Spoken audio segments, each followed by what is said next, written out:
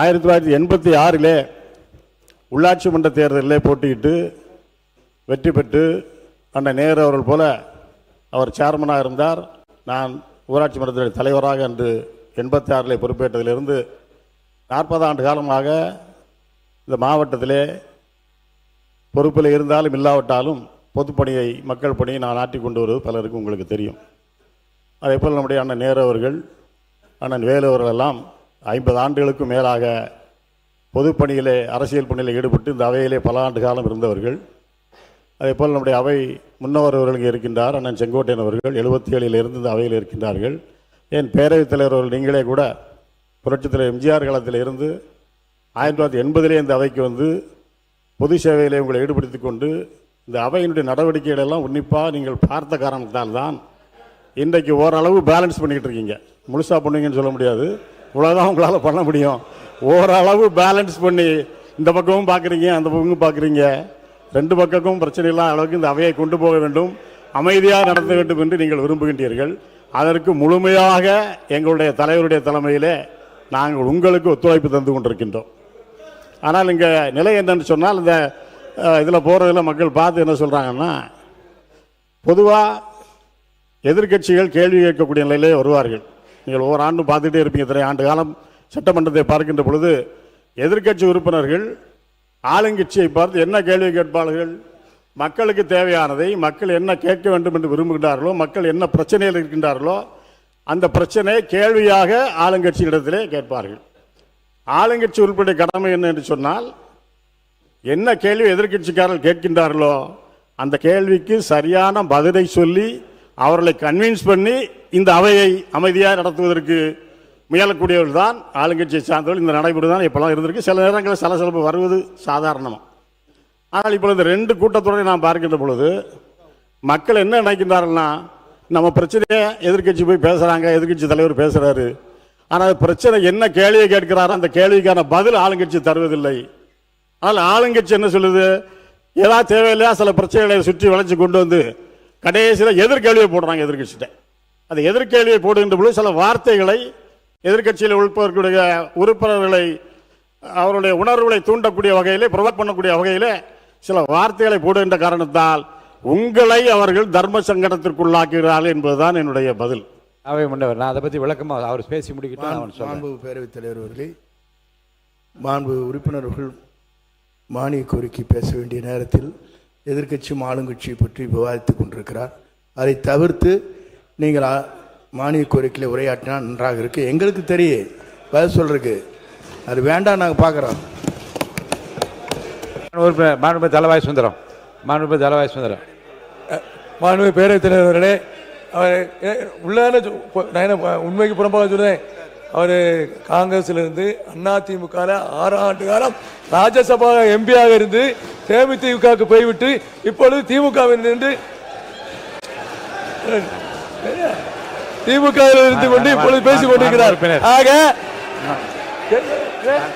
என்ன என்ன உறுப்பினர் உட்காருங்க, உறுப்பினர் தலவாய் சுந்தரம் உட்காருங்க. வேண்டாம் வேண்டாம், தேவையில்லாத விவரங்களுக்கு போக வேண்டாம். தேவையில்லாத விவரங்களுக்கு முடிஞ்சிச்சு, விடுங்க, உட்காருங்க.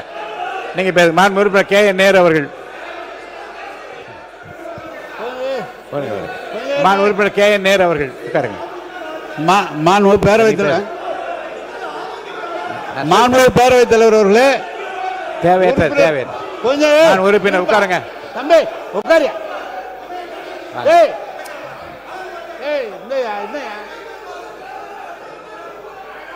அன்பிற்கினிய நம்முடைய பேரவைத் தலைவர் அவர்களே, இல்ல அவர் உறுப்பினர் பேசுகிறார்.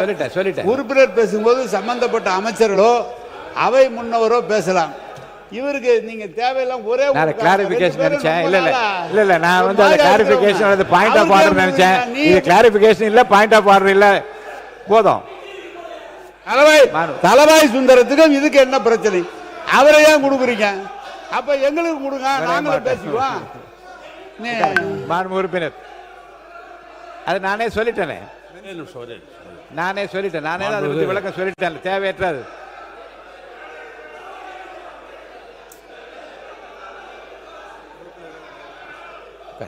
உட்காருங்க. மாண்பு உறுப்பினர் தலவாசந்தர் உட்காருங்க. ஒரு மாண்பு உறுப்பினர் ஏ வேலு அவர்கள். மாண்புமிகு பேரவைத் தலைவர்களே, உங்களுடைய செயலுக்கு நாங்கள் எப்பொழுதும் உள்நோக்கம் கற்பிக்க முடியாது. ஏன்னா இந்த அவையை பொறுத்தளவுக்கு முழு அதிகாரம் படைத்தவர், அதில் உங்களுக்கு மாற்று கருத்து அல்ல. எங்களுடைய உறுப்பினர்கள் பேசுகிற பொழுது அளவாய் சுந்தரம் என்று ஏதாவது ஒரு பெயரை அவர் குறிப்பிட்டிருப்பார்னால் அவர் என்னை சொல்றீங்களா அவர் கேட்கறதுக்கு ஒரு வாய்ப்பு இல்லை. ஒரு நானே கிளாரிஃபிகேஷன் தான் கேட்கறான்னு சொல்றேன். அவர் விவரமா பேசக்கூடிய கிளாரிஃபிகேஷன் கேட்கிறாரு அப்படின்னு தான் நான் அவர் அலோவ் பண்ணேன். நான் அவரது இது போன்ற உட்காருங்க. நான் சொல்றேன், இது போன்ற நிகழ்ச்சிகளை அவரை பற்றி ஏதாவது நான் குறிப்பிட்டிருந்தாலோ அவர் ஒரு கிளாரிபிகேஷன் கேட்கலாம், ஒன்றும் தப்பு இல்லை. ஆனா எதுவுமே இல்லாத பொழுது இப்படி சொன்னோம்னா சட்டசபை நடத்த முடியாது. மாண்பு எதிர்க்கட்சி தலைவர் அவர்கள். மாண்புமிகு பேரவைத் தலைவர்களே, பொதுவாக மற்றவர்கள் பேசும்போதுதான் எங்களுடைய உறுப்பினர் அண்ணன் நாசின் அவர்கள் குறுக்கிட்டு பேசுவார். ஆனால் இப்போ அவர் பேசும்போதே நீங்கள் எல்லாம் குறுக்கிட்டு பேசுவதை நாங்கள் ஏற்றுக்கொள்ள முடியாது. அது தவிர நம்முடைய முன்னாள் அமைச்சர் மூத்த உறுப்பினர் அண்ணன் திரு தலவாய் சுந்தரம் அவர்கள் குறிப்பிடும்போது பல வரலாறுகள்லாம் குறிப்பிட்டு இவர் அங்கே இருக்க அதெல்லாம் நீங்கள் அனுமதிக்கக்கூடாது, இதை நீங்கள் என்கரேஜ் செய்யக்கூடாது. அப்படி அவர் பேச ஆரம்பித்தால் நாங்களும் பேச ஆரம்பிப்போம்.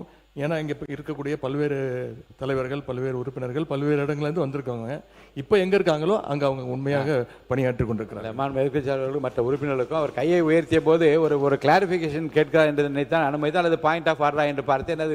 அது தேவையற்ற விவரங்களை நீங்கள் தெரிவித்தால் அது இப்போ நீங்கள் மென்ஷன் பண்ண மாண்பு உறுப்பினர் ஆஸ்டின் நீங்கள் உட்காருங்க. இப்போ நீங்கள் மென்ஷன் பண்ணுவதை பற்றி சொல்கிறீங்க.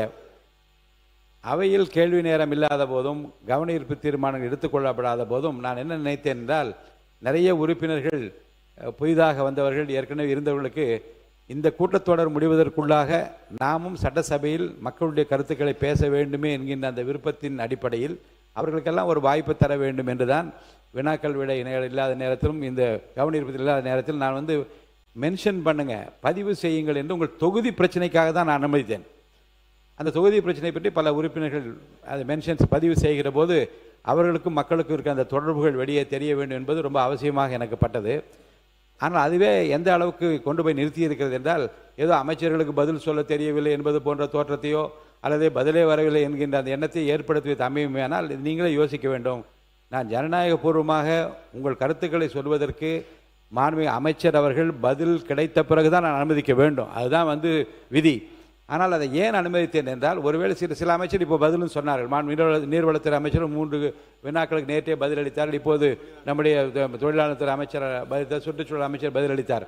இப்படி வாய்ப்பு இருந்தால் உடனே பதிலளிக்கின்றார்கள். பதில் சொல்ல முடியாத ஒரு அரசாங்கம் இந்த அரசாங்கம் அல்ல என்பதை நீங்கள் மனதில் வைத்துக்கொள். பதில் தெரியும், ஆனாலும் காலதாமதம் இல்லாமல் அதை தர வேண்டும் என்று நான் வலியுறுத்தி கொண்டிருக்கிறேன். காலதாமதம் இல்லாமல் பதில் வருகின்ற வினாக்களுக்கு மட்டும்தான் வியாழக்கிழமையிலிருந்து வினாக்கள் விடைகள் நேரம் மட்டும்தான் நடைபெறும். குறைந்தபட்சம் ஒரு 5 வினாக்களுக்கு குறையாமல் எடுத்துக்கொள்வேன். அப்படி எடுத்துக்கொள்கிற போது பதிலை பெற்று அதில் துணை வினாக்கள் என்று நீங்கள் கேள்வி கேட்கலாம். அந்த வினாக்களை ஒட்டி உங்களுக்கு அனைவருக்கும் எவ்வளோ பேருக்கு வாய்ப்பு தர முடியுமோ அதை அனுமதிப்பதாக இருக்கின்றேன். அந்த வகையில் இந்த மாண்பு அமைச்சர் ஆஸ்டின் அவர்கள் இந்த பதில் சொல்வதை பற்றி அந்த குறிப்பு மாண்பு உறுப்பினர் நீங்கள் சொல்லி அந்த கருத்து தேவையற்றது என்று நான் கருதுகிறேன். தொடர்ந்து பேசலாம்.